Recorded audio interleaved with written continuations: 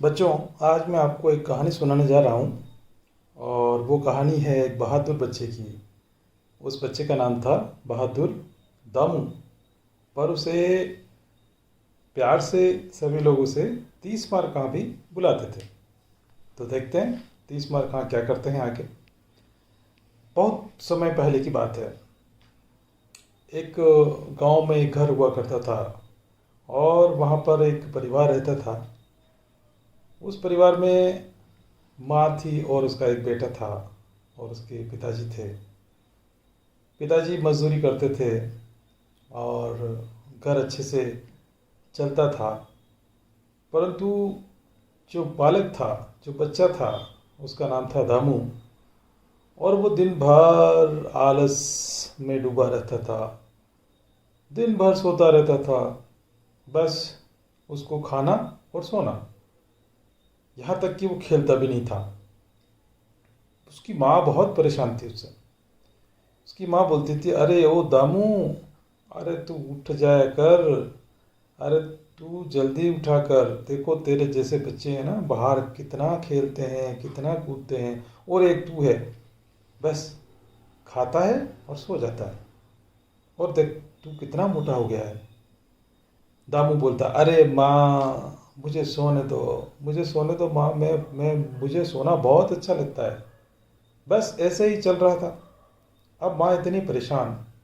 एक दिन माँ ने बहुत सख्ती से जो है दामू को कहा कि दामू, मैं तेरे से परेशान हो गई हूँ। अरे तू कुछ नहीं करता तो कम से कम बेटा बेटा कुछ तो कर। तो मैं क्या करूँ मम्मी, मैं क्या करूँ? दामू बोल पड़ा। मम्मी ने कहा, अरे कुछ नहीं तो बेटा बेटा मक्खियाँ मारा कर, बेवकूफ़ कहीं का। बस इतना सुना। दामू को लगा, अरे वाह, ये तो एक काम हो सकता है। उसने उसी दिन से ठान लिया कि आज से मुझे मक्खियाँ मारनी है। और उसी समय वो मक्खियों के पीछे पड़ गया और देखते ही देखते उसने 30 मक्खियाँ मार डाली। अब मम्मी को ले जाके बोल रहा है, मम्मी मम्मी देखो मैंने 30 मक्खियाँ मार दी, 30 मक्खियाँ मार दी। मम्मी ने कहा, अरे मूर्ख, तू जीव हत्या करता है, तुझे तो है ना पाप लगेगा, लोग तुझे कहेंगे 30 मार खां। और ये बात धीरे धीरे धीरे धीरे धीरे धीरे पूरे गांव में फैल गई। लोगों को पता लग गया कि भाई इस घर में एक बच्चा रहता है और बहुत बहादुर है, 30 मार खां उसका नाम है। अब माँ तो परेशान, हैरान। माँ ने कहा कि अरे बेटा तू मानेगा नहीं, तेने तो मेरा नाम बदनाम कर दिया है। अब तू ऐसा कर, तू यहाँ से, मैं तुझे खाना बना कर देती हूँ और तू अपनी नानी के वहाँ चला जा और वहाँ पर कुछ खेतों में कुछ काम करना, कुछ हल चलाना, कुछ कुछ तो करना वहाँ पर, जिससे कि तुझे आगे का कुछ सूझे। दामू बड़ा परेशान, वो भी परेशान। क्या करें कि वाह चलो मम्मी, मेरे को ऐसा करना, मैं कल जाऊँगा, आप मुझे खाना बना के एक पोटली में बांध देना और मैं सुबह उठते ही निकल जाऊँगा। कि ठीक है, मैं तुझे जल्दी ही खाना बना दूँगी, पर देख तू ऐसा काम मत करना जो अभी तूने करा है, अच्छा काम नहीं है ये, है ना। अच्छा काम करने के लिए हमें खेतों में काम करना पड़ता है, हमें बहुत मेहनत करनी पड़ती है, तब जाके हमारा नाम होता है। बहादुर दामू ने सोच लिया कि बस अब तो हम मुझे नाम करना ही है। तो भाई सुबह उठे जल्दी और बहुत जल्दी ही, मतलब जो है मम्मी ने उसको खाना बना के दे दिया। एक कपड़े की पोटली में खाना बांधा और अपनी कंधे पे डंडा लटकाए वो निकल पड़े साहब। गांव पीछे छूट गया। धीरे धीरे आगे बढ़ते चले जा रहे हैं, अंधेरा सा था क्योंकि काफ़ी जल्दी निकल चुके थे भाई। तभी रास्ते में एक व्यक्ति दौड़ता हुआ आया और बोला, अरे बेटा तेने मेरे गधे को देखा है? तामू बोला, नहीं नहीं काका, मैंने नहीं देखा आपके गधे को। अरे को बहुत परेशान कर दिया इस गधे ने मुझे, बड़ा ही परेशान करता है ये। ये पता नहीं कहाँ गायब हो गया है। तो तू तू कहाँ जा रहा है बेटा? दामू बोला, अरे काका मैं थोड़ा दूसरे गांव में जा रहा हूँ नानी के वहाँ पर। तो तू एक काम कर कि क्या, ये ले पकड़ रस्सी, है ना, अगर तेरे को मेरा गधा दिख जाए कहीं भी तो तू उसके गले में रस्सी बांध के कहीं पेड़ पर बांध देना, मैं उससे ले लूँगा कहीं आके। अच्छा काका, मैं यही काम करूँगा। दामू ने रस्सी अपने कंधे पे लटकाई और निकल पड़े साहब। अब काफ़ी टाइम हो गया, भूख लगी, तो एक पेड़ के नीचे बैठकर पोटली खोली, खाना खाया और फिर वहीं पर साहब लंबी तान के सो गए, क्योंकि नींद तो आपको लेनी है, नींद तो उसका फेवरेट है। अब सब पता ही नहीं लगा कितनी देर हो गई। अब नींद जैसे ही खुली, देखा ओ हो अंधेरा सा होने आ गया, और अरे बारिश जैसा मौसम हो रहा है, और अचानक टपा टप जो है बूंदें गिरने लगी। अब क्या करें, ये तो बड़ी गड़बड़ हो गई, मुझे तो नानी के घर जाना था, अब यहाँ तो अंधेरा हो गया है, रात हो गई है, अब मैं जाऊँ कहाँ? दामू एकदम से सोच में पड़ गया। तभी अंधेरे में उसे दूर कहीं एक टिमटिमाता सितारा सा नजर आया। उसे लगा जरूर कोई ना कोई घर है ये, चलो चलते हैं। जैसे तैसे धीरे धीरे धीरे धीरे वो झाड़ियों से बचता हुआ वो आगे बढ़ चला, और सामने ही देखा तो एक छोटी सी झोंपड़ी थी, और झोंपड़ी पर झोंपड़ी में से खिड़की में से एक छोटा सा दीपक जलता हुआ दिखाई दे रहा था। दामू झोंपड़ी के पास पहुंचा, और झोंपड़ी के बाहर थोड़ा सा जो निकला हुआ रहता है उसकी आड़ लेता हुआ वो एकदम दीवार से चिपक कर खड़ा हो गया, जिससे कि वो पानी से बच जाए। अब अब इसी समय झोंपड़ी के दूसरी तरफ एक शेर, बड़ा खूंखार शेर, और लगभग अब तक करीब 30-40 लोगों को वो खा चुका है। वो शेर भी बारिश से बचने के लिए वहाँ पर दीवार के आड़ लेकर वो सोया हुआ था। अब एक तरफ दामू, दूसरी तरफ शेर, और बीच में झोंपड़ी, और झोंपड़ी के अंदर से आवाज आ रही है, अरे भाग्यवान सुनो। हाँ बोलो। अरे मैं बड़ा परेशान हो गया हूँ। अरे कि आप तो कम परेशान हुए हो, मैं ज़्यादा परेशान हो गई हूँ। उसकी अंदर से उसकी पत्नी ने आवाज़ दी कि क्या हुआ भाग्यवान, तुम क्यों परेशान हो? अरे पूछो मत आप। अरे मैं है ना, राक्षस से नहीं डरती, मैं चुड़ैल से नहीं डरती, मैं भूत से नहीं डरती, मैं किसी से नहीं डरती, मैं शेर से नहीं डरती, पर मुझे एक चीज़ से बड़ा डर लगता है। किससे? कि टपके से। कर टपके से डर लगता है तुझे? हाँ, बड़ा टपका, जब देखो तब बारिश होती है ये टपका आ जाता है, यहाँ टपका वहाँ टपका वहाँ टपका, पूरी रात नहीं सोने देता, मैं तो बड़ी परेशान हो गई हूँ।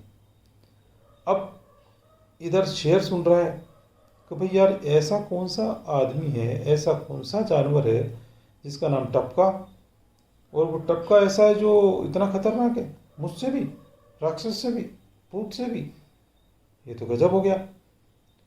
चलो कोई बात नहीं, अपने क्या करना, अपन तो यहाँ पर बैठे रहते हैं, जब बारिश बंद हो जाएगी अपन यहाँ से निकल पड़ेंगे। शेर ने यह सोचा। अब इधर दामू जो है बारिश से बचने के लिए थोड़ा खसकता आगे की तरफ बढ़ता हुआ निकला, और धीरे धीरे धीरे धीरे वो अंधेरा, खूब चारों तरफ अंधेरा, हाथ से हाथ सुझाई नहीं दे रहा है, और वो धीरे धीरे शेर की तरफ बढ़ता चला जा रहा है। और इसी तरह बढ़ते बढ़ते वो लगभग शेर के पास पहुंच गया, हाथों से टटोलते टटोलते। तभी उसे नरम नरम मुलायम मुलायम सा शेर का शरीर के ऊपर हाथ लगा, और शेर अचानक चौंक गया।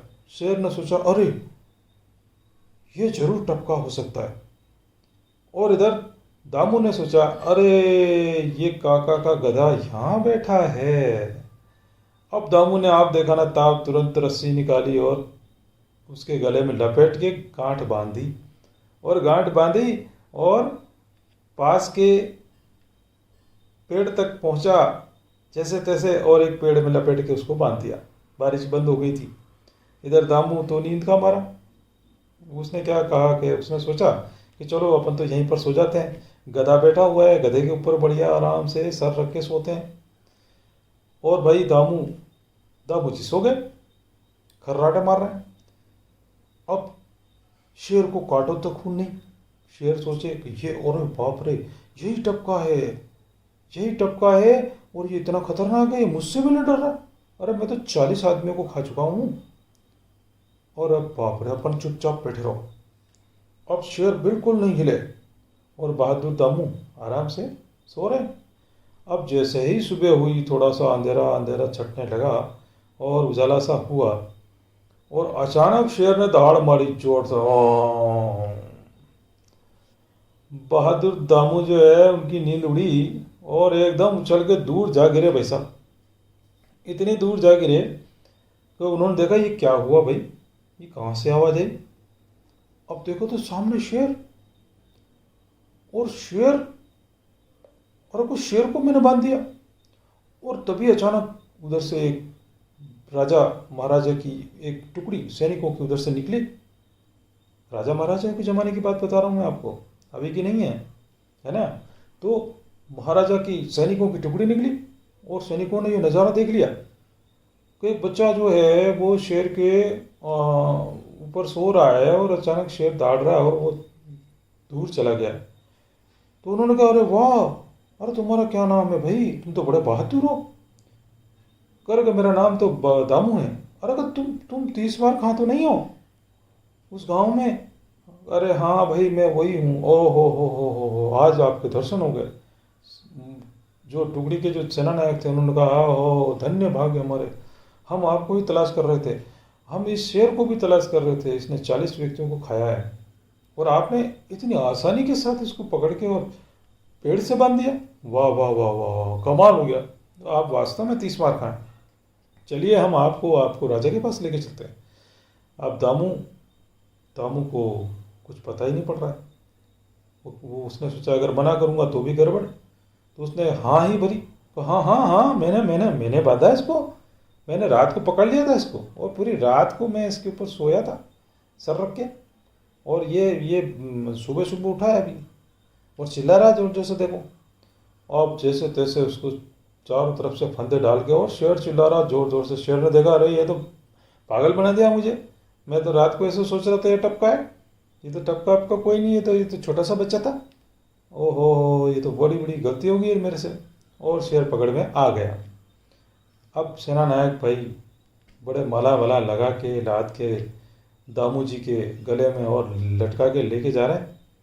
दरबार में पहुंचे, राजा के पास पहले से खबर, वो एक बच्चा है, और बड़ा बड़ा बड़ा बहादुर बच्चा, इतना ज़बरदस्त बच्चा कि उसने है ना रात को रस्सी से शेर को पकड़ लिया। राजा बड़े खुश कि यार मेरे मेरे राज्य में ऐसे बच्चा, जरूर वो 30 मार खाएं। बुलाओ बुलाओ बुलाओ बुलाओ। अब सब स्वागत सत्कार हो रहा है। दामू जी तो बड़े मज़े में, चाहिए क्या हमको, अब खाने को मिल रहा है, खूब सेवा भाव हो रही है। और इधर राजा जो हैं उन्होंने कहा कि भाई ऐसा बहादुर व्यक्ति तो मुझे चाहिए, और मैं इसे अपनी सेना में सेनापति बनाता हूँ। अब इतनी ज़्यादा ख्याति फैल गई दूर दूर के राज्यों तक, लोग डरने लगे कि यार अरे राजा के पास तो ऐसा व्यक्ति है जो शेर को रस्सी से पकड़ लेता है, ऐसे राजा के ऊपर तो आक्रमण करना ही नहीं चाहिए। अब दामू को क्या चाहिए, दामू को तो महल मिल गया, उसने अपनी मम्मी को भी बुला लिया, और दोनों आराम से मज़े से रहने लगे। अब धीरे धीरे 10 साल हो गए, लगभग 12 साल हो गए, दामू बड़ा हो गया। अब खा खा के वो इतना मोटा हो गया कि उसको चलना भी नहीं आता था। तो देखिए बच्चों, इस चीज़ को आप थोड़ा ध्यान रखें हमेशा कि अगर भाग्य से कोई चीज़ मिलती है तो उसका दुरुपयोग नहीं करना चाहिए। जहाँ दामू ने उसका दुरुपयोग किया, और दामू को लगा कि अब क्या है, अब तो कोई जीवन में कुछ करने लायक है ही नहीं, अब तो अपन मज़े करेंगे। और वो आराम से दिन भर खाता पीता और सो जाता, खाता पीता और सो जाता। उसकी मम्मी अभी भी परेशान थी। मम्मी अभी भी कहती थी देख बेटा सुधर जा, अभी भी सुधर जा तू, तेरे भाग्य से तू अभी यहाँ पर सेनापति बना है, पर तेरा भाग्य तुझे फिर से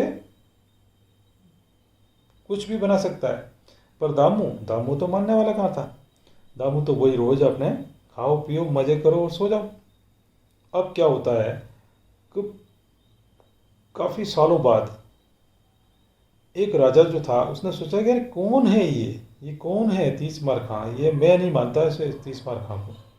मैं तो राजा के ऊपर आक्रमण करूंगा। और पड़ोस के राजा ने जो है अपनी सेना जो है वो राज्य के बाहर लगा दी। अब इधर जहाँ दामू था उस राजा को मालूम पड़ा। तो उसने कहा अरे कोई बात नहीं, ये तो छोटे मोटा राजा है अपना, अपने पास तो बहुत बड़ा वो सेनापति बैठा हुआ है तीसमार खां दामू। अब उसे भेज देंगे, हो जाएगा सब काम। अब साहब दामू के पास सेवक पहुंचे कि दामू जी आपको महाराज याद कर रहे हैं। दामू एकदम से नींद से उठा तो भाई क्या है, क्यों याद कर रहे हैं। अरे कब महाराज आपको बुला रहे हैं और आपके अपने राज्य पर आक्रमण होने वाला है, तो आप तुरंत सेना को लेके जाइए और लड़ें। अब दामू के हाथ पैर फूल गए। देखो अरे यार ये क्या बुला है, मैंने तो कभी तलवार ही नहीं पकड़ी आज तक, मैं कहाँ से लड़ूंगा। अब बोले किसको। डरते जैसे तैसे वो राजमहल तक पहुंचा। अब राजा वहां तैयार खड़े हुए थे। राजा ने कहा बहादुर तीसमार खां जी, आपको घोड़े देखने हैं, आपको कौन सा घोड़ा चाहिए। ये देखिए 7 घोड़े हमारे पास पड़े रखे हुए हैं और ये खड़े हैं सामने। आप एक से एक घोड़ा है, एक से एक हवा से बातें करने वाला घोड़ा है। आप अपना घोड़ा लीजिए और जाइए। दुश्मन सीमा पर खड़ा है, आपको उसे रोकना है। आप दिखाएं अपना जौहर, आप बहादुरी दिखाएं। जिस प्रकार से आपने शेर को पकड़ा था उसी तरह से बहादुरी से लड़ें और तुरंत आ जाएं वापस। अब दामू को काटो तो खून नहीं, ये तो मुसीबत गले पड़ गई। अब क्या करें। अब मना करे तो मरे, तो इससे अच्छा तो तरकीब लगानी कुछ। तो दामू ने सोचा कि चलो देखते हैं, घोड़े देख लेते हैं कोई कैसा कैसा घोड़ा है। सभी घोड़े एक से एक हष्ट पुष्ट, काला सफ़ेद केसरिया, एक से एक। अंत में एक घोड़ा था जो थोड़ा सा एक टांग ऊपर करके खड़ा हुआ था। दामू को लगा कि इसकी टांग टूटी हुई है, तो क्यों ना इस घोड़े पर अपन बैठ लें, तो सेना तो चली जाएगी आगे, अपन रह जाएंगे पीछे, है ना। तो सेना लड़ लेगी, जब तक मैं पहुंचूंगा तब तक तो सेना लड़ लेगी और वो शायद जीत भी जाए। तो तुरंत तो राजा को बोला महाराज ये घोड़ा मुझे चाहिए। महाराज ने कहा अरे वाह, मैं जानता था तुम बहुत बहादुर है, वास्तव में बहादुर है, तुमने बहुत ही शानदार घोड़ा चुना है, चलो बैठो। अब दामू को लगा कि घोड़ा तो चलेगा ही नहीं। जैसे तैसे 4 सैनिकों ने उठाया दामू को और उस पर बैठा दिया। अब बैठ तो गए, अब घोड़ा चलाना तो आता ही नहीं, चलाना कैसे। तो चाबुक पकड़ा और एक जोर से चाबुक मारा पीछे घोड़े के, तो घोड़ा तो ये जाए सरपट वो जाए। इतनी तेजी से घोड़ा दौड़ रहा है, तबड़क तबड़क तबड़क तबड़क तबड़क, सेना का तो अता पता ही नहीं है, पीछे रह गई सेना। अब और हाथ पैर फूल गए दामू के। उसको लगा अरे यार ये क्या हो गया यार, ये तो गड़बड़ हो गई, मामला गड़बड़ हो गया, ये तो उल्टा काम हो गया। अरे मैं तो सोच रहा था पीछे रह जाऊंगा और इधर तो आगे जो भागे जा रहा है। अब वो घोड़े से कहा अरे रुक अरे रुक अरे रुक, समझता नहीं है तू, पागल हो गया क्या, मुझे मारवाएगा तू, अरे रुक जा रे। और घोड़ा कोई आवाज़ समझता है, कोई भाषा समझता है, वो तो और तेजी से और तेजी से और तेजी से। अब दामू इधर उधर देखे को मैं कुछ न कुछ, कोई पेड़ हाथ में आ जाए तो पकड़ लूँ, तो जल्दी से मैं उस पर चढ़ जाऊँगा। तो कुछ भी नहीं, पूरा पूरा मैदान नजर आ रहा है। तो भी एक खजूर का पेड़ उसको दिखा और उसे लगा घोड़ा खजूर के पेड़ के पास से निकलेगा तो अपन उस खजूर को पेड़ को पकड़ लेंगे। अब जैसे ही घोड़ा खजूर के पेड़ के पास से निकला और उसने खजूर के पेड़ को पकड़ा, अब खजूर का पेड़ नीचे से दीमक से खराब हो चुका था, उसकी जड़ें खत्म हो गई थी, तो वो खजूर का पेड़ उसके हाथ में अटक गया। अब एक हाथ में खजूर का पेड़, एक हाथ में लगाम, और घोड़ा दौड़ रहा है धमाधम धमाधम धमाधम, और दौड़ते दौड़ते दौड़ते दौड़ते सामने देखा तो सेना खड़ी हुई है, दुश्मन सेना। अब करे तो करे क्या, वो तो रोकना भी नहीं आता, घोड़ा तो चलाया नहीं कभी, तो रोके कैसे रोके। अब उधर जब सामने वाली सेना का राजा जो है वो उसने देखा कि एक व्यक्ति आ रहा है बड़ा ज़बरदस्त तरीके से, तो वो उस राजा के सेनापति ने कहा कि महाराज, महाराज मैंने आपसे कहा था, देखो देखो सामने देखो, देखो वो देखो वो बहादुर वो 30 मार खा आ रहा है, वो देखो मैंने आपसे कहा था, आप माने नहीं और आप आक्रमण करने के लिए चले आए, आप निपटो आप ही। अब राजा राजा भी एकदम काटो तो खून नहीं, अरे ये क्या हो गया। और तब तक तो घोड़ा बड़ी तेजी से अंदर जो है सेना के अंदर घुस गया, और जिधर देखे उधर पेड़ से टकरा टकरा के बहुत सारे सैनिक मारे गए। और राजा को लगा कि अरे वास्तव में ये तो बहुत भयंकर बहादुर सेनापति से मैंने पंगा ले लिया। और राजा ने तुरंत सबको कहा भागो भागो भागो, चलो यहाँ से निकल जाओ जल्दी से जल्दी यहाँ से। और सेना वापस भाग गई, सभी सेना भाग गई और घोड़ा अचानक रुक गया। अब इधर से सेनापति दामू की सेना आ रही है और उधर से सब सब सैनिक चिल्ला रहे हैं, ओहो देखो देखो हमारे बहादुर दामू ने अकेले ने सेना को ख़त्म कर दिया, अकेले ने सेना को ख़त्म कर दिया। और दामू को पसीने छूट रहे हैं। अब उससे लगने लगा था कि ये तो मामला बहुत भाग्य से निपट गया है। अब राजा के पास पहुँचे, राजा ने कहा हो मैं जानता था आप बहुत बहादुर हैं और आप बहादुरी से लड़े, मुझे पता है आपने अकेले ने जो है दुश्मन सेना का तहस नहस कर दिया। मैं आपको आधा राज्य देता हूँ और अपनी बेटी के साथ आपका विवाह संपन्न कराता हूँ। अब भाग्य इतना प्रबल हो तो व्यक्ति क्या नहीं बन जाता है। पर उस समय दामू को ये समझ में आ गया था कि मैं अभी तक 3 से 4 बार मैं बच चुका हूँ भाग्य की वजह से, अब मुझे ऐसा नहीं करना है। और मम्मी ने उसे बार बार ये याद दिलाया कि देख बेटा देख, अब तू बार बार नहीं बच सकता है, भाग्य तुझे ज़्यादा साथ नहीं देगा। और दामू अब रोज़ जल्दी उठने लगा था और वो कसरत करने लगा था और वो बहुत अच्छे कार्य करने लगा था। उसने बहुत चीज़ें सीख ली थी, धनुष चलाना, तलवार चलाना, घोड़ा चलाना, और धीरे धीरे उसका वज़न भी कम होता जा रहा था। और वो काफ़ी दिनों बाद जो है एकदम बहुत ही हष्ट पुष्ट एक युवक के रूप में दिखाई देने लगा। और ऐसा लगने लगा था कि राजा को अब नया युवराज मिल गया है या उनका उत्तराधिकारी मिल गया है। तो राजा भी बहुत खुश थे और पहले से ख्याति फैली हुई थी 30 खां की, तो कोई आक्रमण करने वाला तो था नहीं। तो बस इसी तरह काफ़ी समय तक उन्होंने राज किया। तो बच्चों, आप भी हमेशा भाग्य के सहारे कभी नहीं रहना है। भाग्य कभी कभी आपकी सहायता करेगा परंतु हमेशा नहीं। इसलिए रोज़ जल्दी उठें और जो अपने माता पिता कहते हैं उस चीज़ को मानें। धन्यवाद।